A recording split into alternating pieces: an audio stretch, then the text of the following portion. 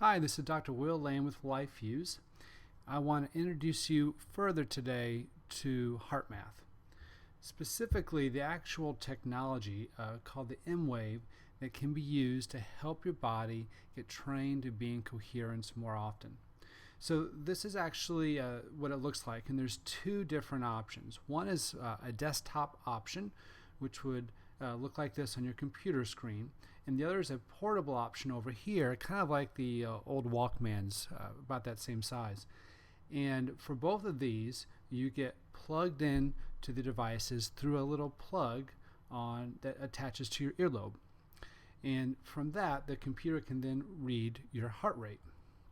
And so think of this like a training device. So just like if you're exercising, you may use a treadmill, a bike, elliptical. This is a training device to help you increase the amount of time that you can be in coherence. And to review a little bit, coherence is when your heart, brain, and emotions are aligned and in sync. So let's go back to our analogy of the orchestra.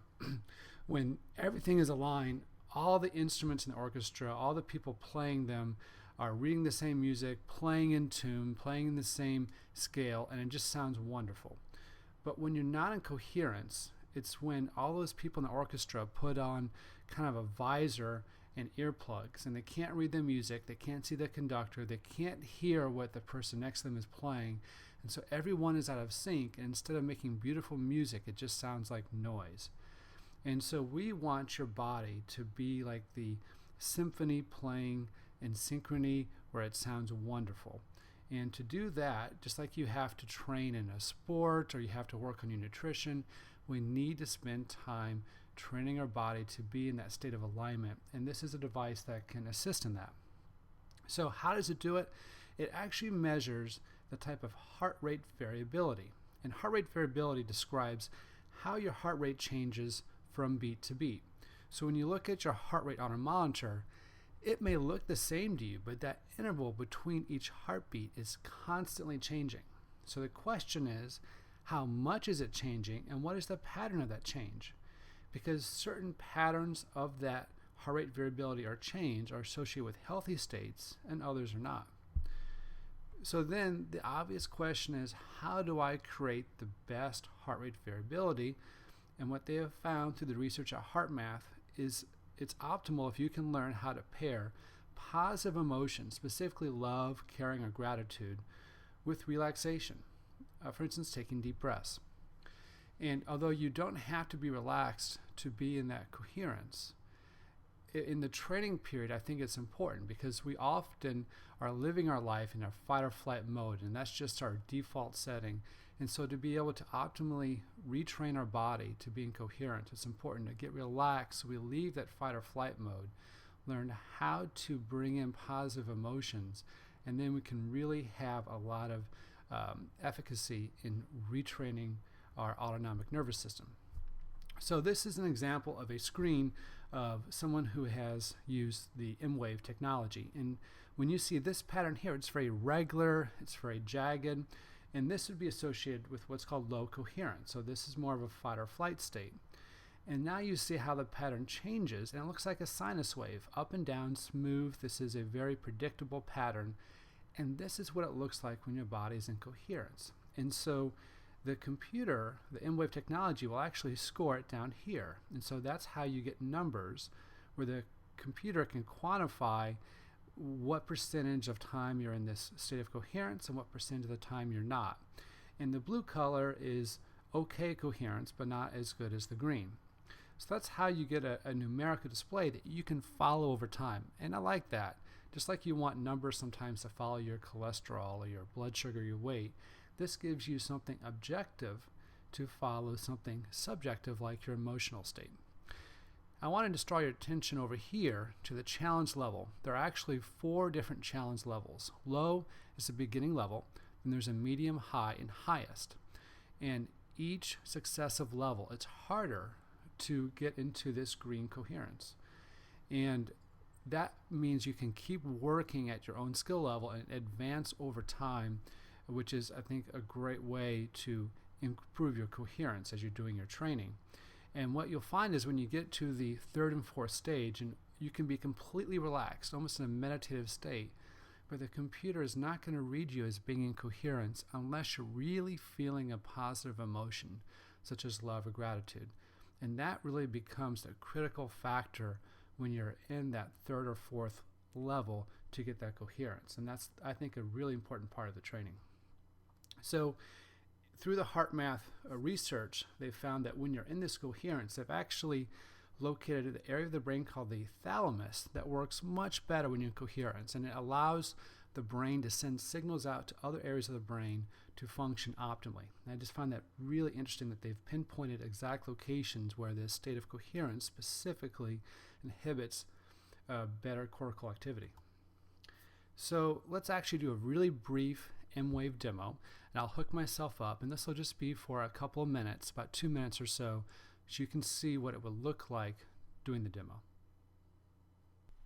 Okay, so what we're going to do here is start a live session, and down here you will see my current heart rate, and this is the amount of time that we're doing in the session, and up here is a graph of the heart rate variability, and over time we'll get a score over here. Now when you do a HeartMath session, there's different ways to do it, but the goal is to actually start breathing in about a 10-second breath cycle. So you breathe in for about 10 seconds, and you breathe in for about 5 seconds, and then breathe out for about 5 seconds. And once you get used to that breathing pattern of in 5 and out 5, you then want to start thinking about a time in your life that you felt a really strong feeling of love or gratitude. And that's when you can really start seeing a lot of changes with your heart rate variability. So let me take just a minute or two to go ahead and do that.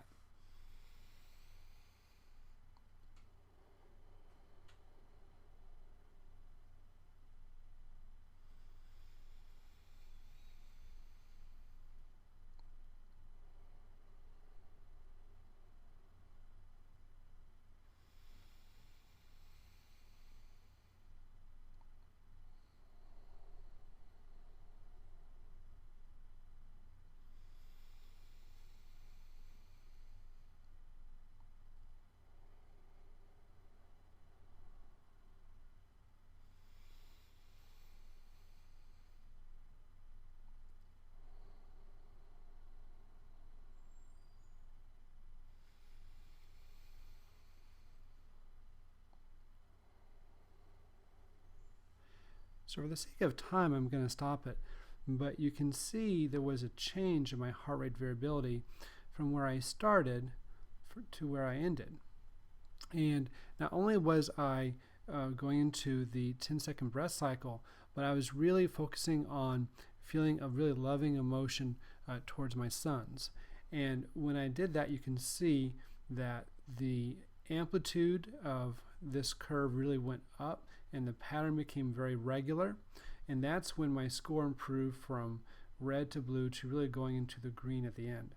And so if I were to do this for 5 minutes, let's say, by the end most of my score would be green, indicating that I was able to get myself into a state of coherence. And the more that you work with this technique and practice this, the quicker you can get your body into a state of coherence, or even stay in coherence in stressful times, which really is the goal. Okay, now that you've seen that, I want to go over some of the clinical improvements that they have found at the HeartMath Institute through doing their research. One is that HeartMath has been shown to lower blood pressure. And I found just stress reduction in general has enormous ability to lower blood pressure. Just doing breathing exercises alone, I've found with patients, can lower blood pressure 10 to 20 points. So using HeartMath over time, I think, is really effective at changing your body from being in the autonomic nervous system state of fight or flight that leads to the clamping down of your blood vessels and high blood pressure. It also has been shown to help people with their functional capacity who have congestive heart failure, improves asthma, improves your emotional stability, and improves your cognitive performance. So think about all the things that we do to try to focus better or pay more attention. And some people go to energy drinks or medicines, all of which can have side effects and affect other areas of your health. And if doing something like this, learning how to become relaxed and train using positive emotions can help you think better and perform better athletically. Isn't that a much better way? So one of the things I love about HeartMath is it brings to our attention what has been known for a long time, for ages, that in order to be healthy, you have to spend time feeling these positive emotions. And whether you look at, the Bible or other spiritual religions or spiritual leaders, they all really practice or preach similar ideas.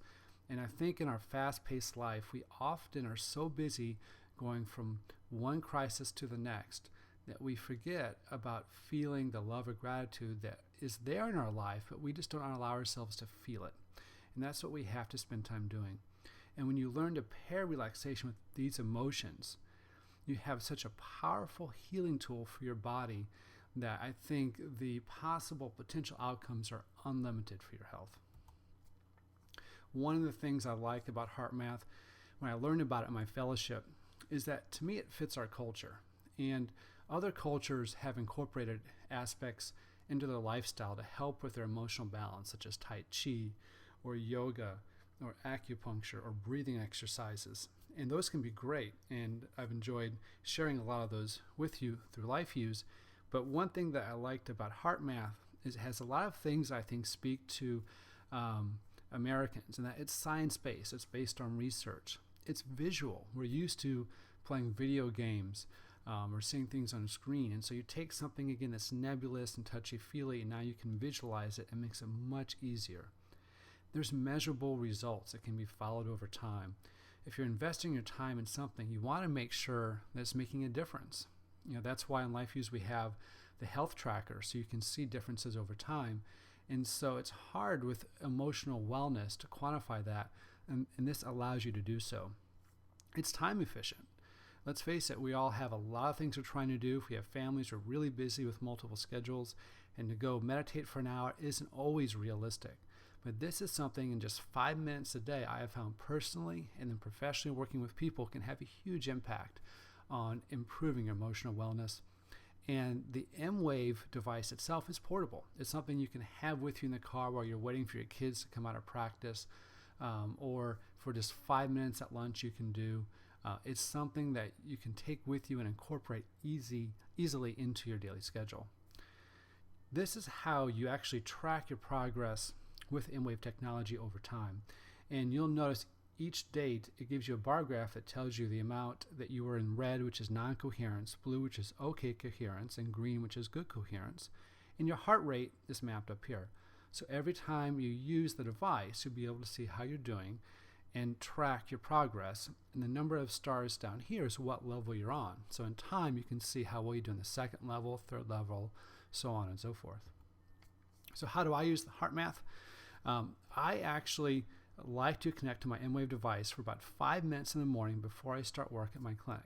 And this allows me to sort of get in the right frame of mind and to hopefully be aligning my thoughts and emotions so I can help people in the best way possible. I also swim competitively, and I like to use it before athletic events to make sure that I am going to be able to handle the pressure of the event well and perform my best. And I like to use it before giving speeches or going to important business meetings to make sure that I'm thinking effectively. I think we've all had situations where you've gotten in an argument, you're really mad, you can't think of what you want to say, and then when you leave that argument and you relax, all the things you wish you have said come to mind, and that's because in that moment you weren't in coherence. And then, as you start working on your emotional wellness, no matter what you're doing, you'll be able to feel when you're more stressed. And this is a way that I will use sometimes to get myself less stressed and emotionally more balanced throughout the day when I feel that tension building in my neck or shoulders. So remember, you own your emotions. So now that you realize that emotional wellness is tied to feeling these positive emotions, you can incorporate that concept into anything that you do to help you with your stress. You don't have to have a monitor to practice feeling loving emotions during relaxation. This is something you can incorporate if you're doing any spiritual practices, if you're reading poetry, if you're spending time listening to music, if you're with your dog. Just being cognizant of allowing yourself to feel those emotions when you're doing whatever it is that helps you relax will have tremendous health benefit. So although I think the tool is helpful for a lot of people that need a place objectively to start and want some structure, the principles that have been developed through HeartMath I think are applicable to all of us, no matter what we're using for our emotional wellness. So as we end today, I just want to offer you the silent intention that we like to offer to others in Life Use. May you be well, may you find peace, and may you feel joy. I hope this has been helpful, and have a great rest of your day.